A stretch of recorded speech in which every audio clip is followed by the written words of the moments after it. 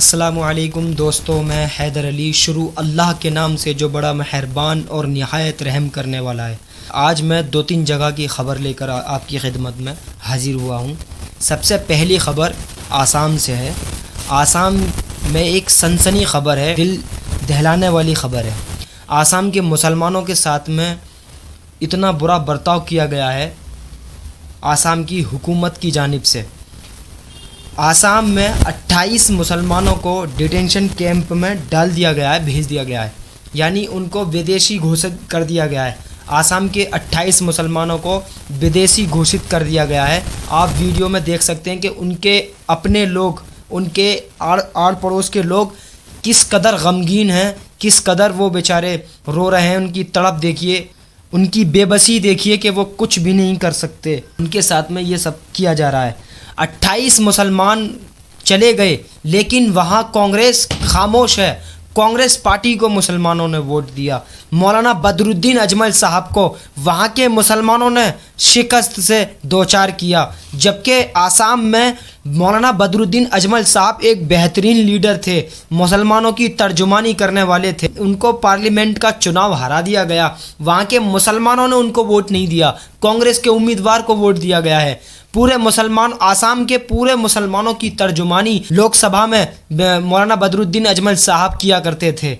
ऐसे लीडर को हरा दिया गया। आज उन 28 मुसलमानों के लिए आसाम की हुकूमत और आसाम में जो विपक्ष में लोग बैठे हुए हैं विधानसभा में, कोई नहीं बोल रहा, कोई कुछ नहीं कह रहा। तो ये बहुत गमगीन ये खबर थी। दूसरी खबर पर महाराष्ट्र से है। महाराष्ट्र में एक मलून 1.5 फुट का आदमी जो कि बीजेपी का एमएलए है, उसने मुसलमानों को चैलेंज किया है भरी सभा में। उसने हमारे नबी सल्लल्लाहु अलैहि वसल्लम की शान में गुस्ताखी करने वाले शख्स के समर्थन में एक सभा को आयोजित किया। उसने उस सभा में कहा कि हम अगर मुसलमानों ने हमारे महाराज पर आंख भी उठाई या उनको कुछ करने की कोशिश की, हम तुम्हारी मस्जिदों में घुसकर चुन चुन के तुमको मारेंगे। ये बीजेपी के एमएलए के अल्फाज हैं। अब सोचिए आप, महाराष्ट्र के मुसलमानों ने इम्तियाज़ जलील को हराया था, एक मर्द मुजाहिद, इन तमाम ने मिलकर हराया था। आज महाराष्ट्र में कौन बोल रहा है बताइए? नबी की शान में गुस्ताखी करने वाले के खिलाफ तमाम के तमाम लोग खामोश हैं। कोई आवाज़ नहीं उठा रहा, कोई आवाज़ बुलंद नहीं कर रहा। हमारी नबी की शान में गुस्ताखी करने की कोशिशें हो रही हैं और उसके समर्थन में लोग बयान दे रहे हैं, एमएलए बयान दे रहे हैं, सीएम बयान दे रहा है वहाँ का। ये क्या है बताइए आप? इस कदर हमारे साथ में जुल्म व जास्ती, इस कदर कौन बोला उस 1.5 फुट को जवाब देने के लिए? कांग्रेस पार्टी का कोई बोला, शिवसेना का कोई बोला, जो वहाँ महाराष्ट्र में जो मकामी पार्टियां हैं जिनको वोट सदियों से मुसलमान देता चला आ रहा है, क्या वो पार्टियां बोली? क्या उन्होंने मुंह खोला?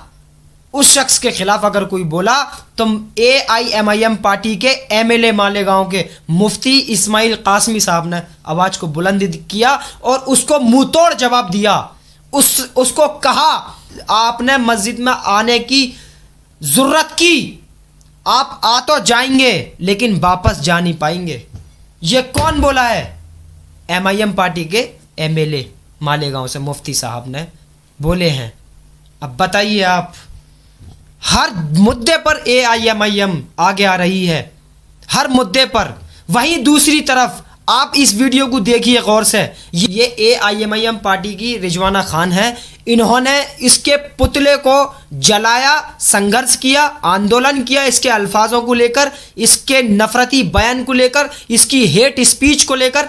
इन्होंने सड़क पर आकर के चूड़ियाँ दिखाई, बोल रे बोल किधर आना है, वहाँ आकर के मैं तेरे को चूड़ियाँ पहनाऊंगी।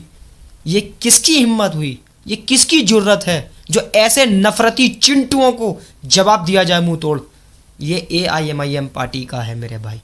अब ये तमाम लोग क्या बोलते हैं, जैसे कि हमारे मुस्लिम राज्यसभा सांसद हैं, वो बोलते हैं कि मुसलमानों डरो मत, आप डरोगे तो दूसरे लोगों को ये लगेगा कि मुसलमानों की चूड़ी टाइट हो रही है। अब बताइए आप, इसमें डरना नहीं है तो क्या है कि 28 मुसलमानों को विदेशी घोषित करके उनको डिटेंशन कैंप में डाल दिया गया है। अब जो उसके आड़ पड़ोस में जो मुसलमान रह रहे होंगे, क्या उनको डर नहीं लग रहा होगा कि हमारा भी नंबर नहीं आ जाए, हमको भी इसी तरह 28 मुसलमानों की तरह डिटेंशन कैंप में नहीं डाल दिया जाए? उसमें से 9 ख़वातीन हैं और 19 मर्द हजरात हैं। क्या बीत रही होगी उनके दिल पर मेरे भाई, क्योंकि आसाम में लीडरशिप नहीं है मुसलमानों की, महाराष्ट्र में लीडरशिप का कत्ल किया गया है मुसलमानों की, उत्तर प्रदेश में मुसलमानों की लीडरशिप नहीं है, नाइंसाफी हो रही है, मॉब लिंचिंग जगह जगह हो रही है। तो अभी चौथी खबर तेलंगाना की है, जो बहुत ही बेशरम खबर और बहुत ही सनसनी खबर है। तेलंगाना में चरमपंथियों ने मस्जिद में तोड़फोड़ करने के साथ साथ कुरान शरीफ की भी बेरुमती की है। तेलंगाना के आसिफाबाद के जैनूर गांव में चरमपंथियों ने मस्जिद में तोड़फोड़ करने के साथ कुरान शरीफ की भी बेहुरमती की है। केवल इतना ही नहीं, गैंग बनाकर मुसलमानों के घरों पर भी हमला किया गया है।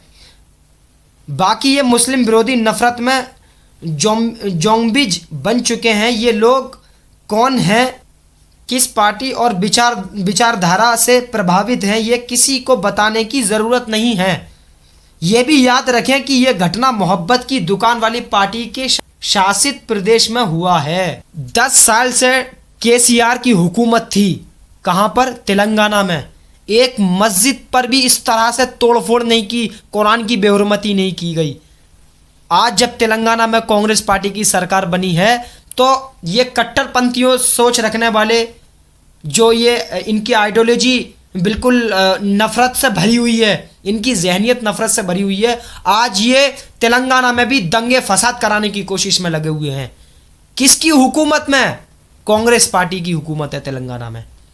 बताइए आप, अगर इन कट्टरपंथियों पर फौरी तौर पर इन पर तेलंगाना की हुकूमत लगाम लगा दे, तो दोबारा से ऐसा कोई कांड नहीं होने वाला।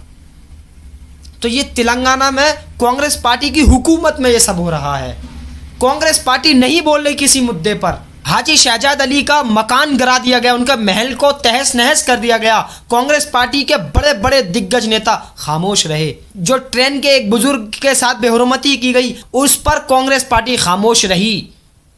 वहीं हरियाणा में साबिर मलिक की मॉब लिंचिंग के दौरान उसकी जान ले ली गई और 2 लोगों को पीट पीट कर एक की जान ले ली गई, दूसरे को अधमरा कर दिया गया। उस पर राहुल गांधी बोले। क्यों बोले? क्योंकि राहुल गांधी को पता था, मालूम पड़ गया था कि हाजी शहजाद अली के मकान गिरने पर हमारी चुप्पी मुस्लिम वोट को घिसका दे रही है, क्योंकि मुसलमानों में एक बड़ा तबका कांग्रेस पार्टी से बेशुमार नाराज हो चुका था। इसलिए राहुल गांधी ने एक ट्वीट किया और अपनी नाराजगी जाहिर की। दिखावा किया या नहीं की वो जानते हैं। आपको अपनी लीडरशिप को पैदा करना पड़ेगा। मैं महाराष्ट्र के मुसलमानों से गुजारिश करना चाहता हूं कि आप अक्टूबर में जो चुनाव विधानसभा का होने जा रहा है, वहां अपनी तादाद दिखाइए और अपनी विधानसभा में और उस विधानसभा में अपने एमएलए को जिता करके उस विधानसभा में भिजाइए। 15 से 20 से 25-30 एमएलए को अपनी पार्टी AIMIM को चुन लीजिए और उनके एमएलए वहां जब विधानसभा में पहुंचेंगे तो ऐसे नफरती चिंटुओं पर लगाम किस तरह से लगाई जाती है, ये AIMIM वाले अच्छी तरह से जानते हैं। मगर आप लोग एक प्लेटफॉर्म पे खड़े होकर के आपको AIMIM का साथ देना पड़ेगा। अगर आज आपने अपनी आंखें ना खोली तो बहुत कुछ तहस नहस हो जाने वाला है इस देश के अंदर। मुसलमानों के साथ पकड़ करके उनकी मॉब लिंचिंग की जा रही है। 70-80 साल के बुजुर्गों के साथ बदसलूकियां, उनकी बेइज्जतियां, उनको माँ बहन की गालियां दी जा रही हैं। तो आप लोगों से गुजारिश यही है कि इन तमाम चीज़ों को रोकने के लिए, इन तमाम चीज़ों को ख़त्म करने के लिए, इन तमाम नफरती चिंटुओं पर लगाम लगाने के लिए एक ही रास्ता है आपके पास, वो है आपका वोट।